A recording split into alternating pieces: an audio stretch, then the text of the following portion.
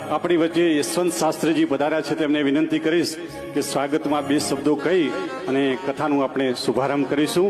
તો આવો યશવંતભાઈ શાસ્ત્રીને હું વિનંતી કરું, આપ સ્ટેજ પર પધારો.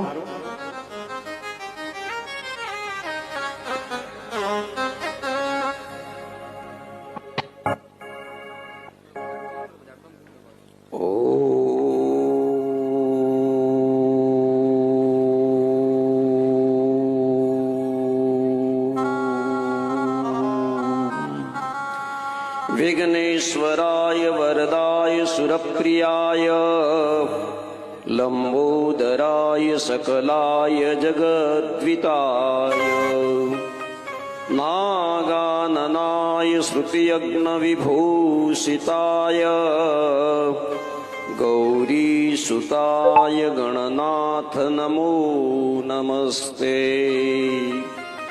गुरु ब्रह्मा गुरु विष्णु गुरुदेवो महेश्वर गुरु साक्षात् परब्रह्म तस्मै श्री गुरुवे नमः.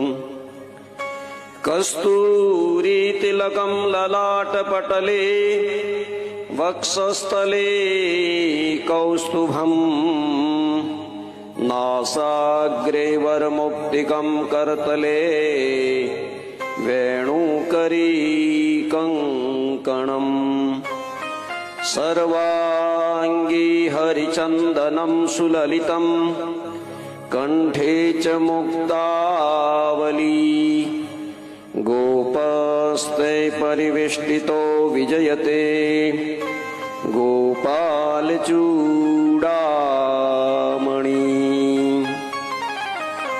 गौमात की जय.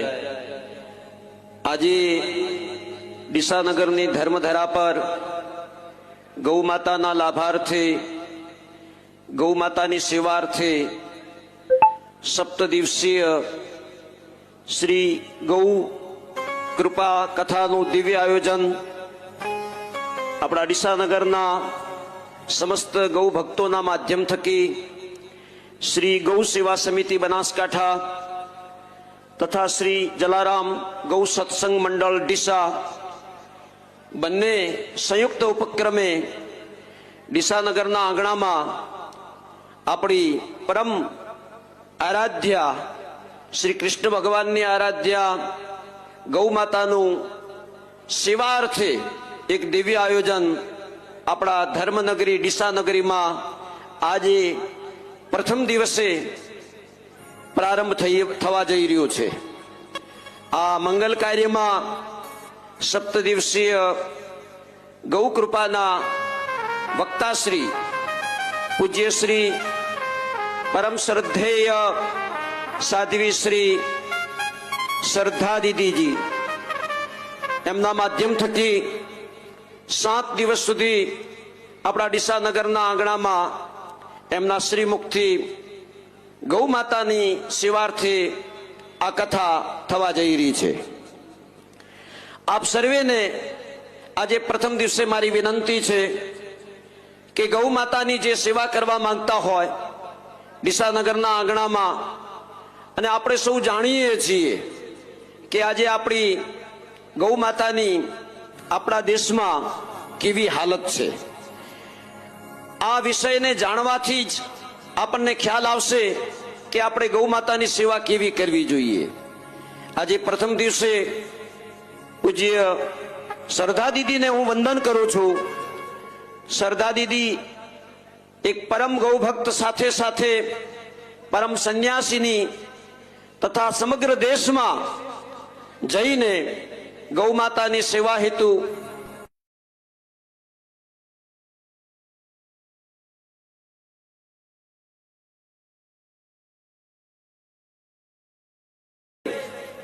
ગૌ માતાનો આશ્રય લઈ અને જગતમાં સેવા કરવા માટે નીકળ્યા છે. તો આપણે શ્રદ્ધા દીદીને બહુ જ પ્રેમથી સાંભળીએ અને જે જનચેતના સુધી સમાચાર ન પહોંચ્યા હોય એમને ઘરે ઘરે સુધી આપણે સમાચાર પહોંચાડીએ અને વધુમાં વધુ ગૌ માતાની સેવા આપણા ડીસા નગરમાં થાય એવો પ્રયત્ન કરીએ.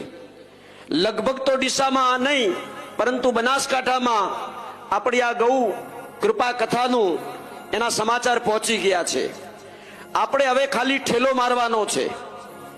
આજે પહેલો દિવસ છે પરંતુ હજી 7 દિવસ છે. 7 દિવસમાં આપણે ધારીએ તે કરી શકીએ. તો અહીંયા સંકલ્પ કરશું.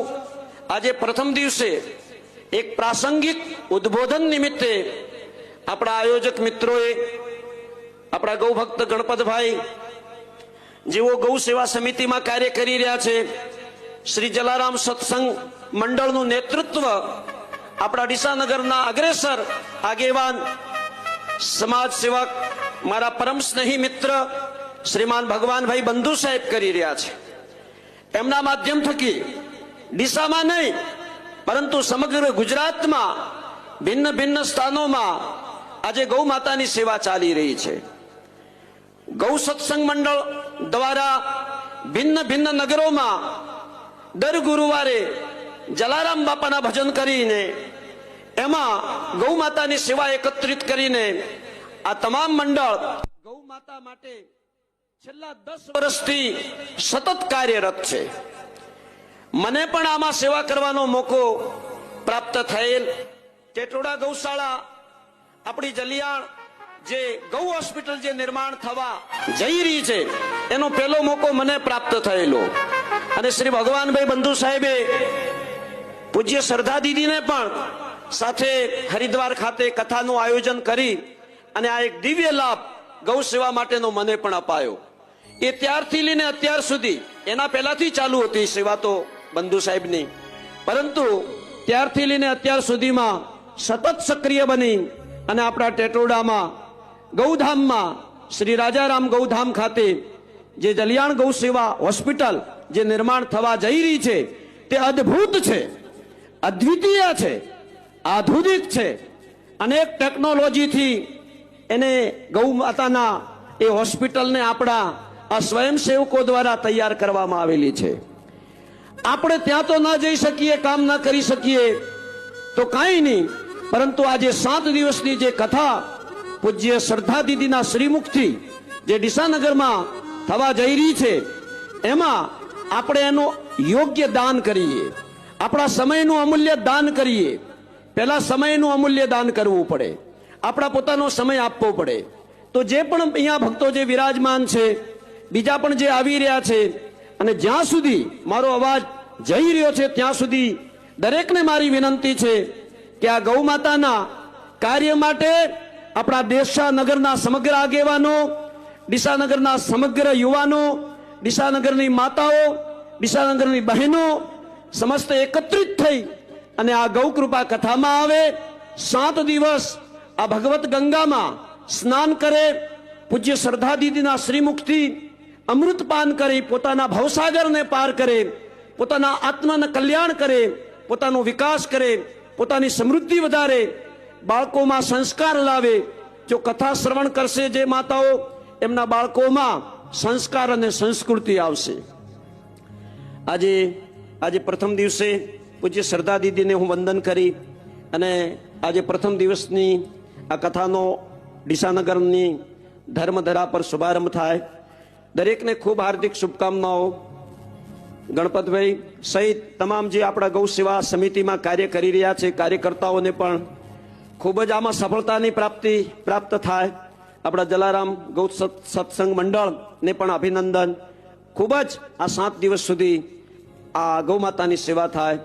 જ્યાં જ્યાં મારા સમયનું યોગદાન હોય, કોઈ પણ જાતનું મારું કાર્ય હોય, હું પણ અહીંયા ઉપસ્થિત જ છું. પૂજ્ય શ્રદ્ધા દીદી પણ મને આજ્ઞા કરી શકે છે.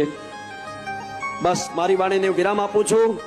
બોલો શ્રી ગૌ માત કી જય. પ્રેમથી બોલો, બોલો શ્રી ગૌ માત કી જય. સનાતન ધર્મ કી જય. નમઃ પાર્વતી પતયે હર હર મહાદેવ.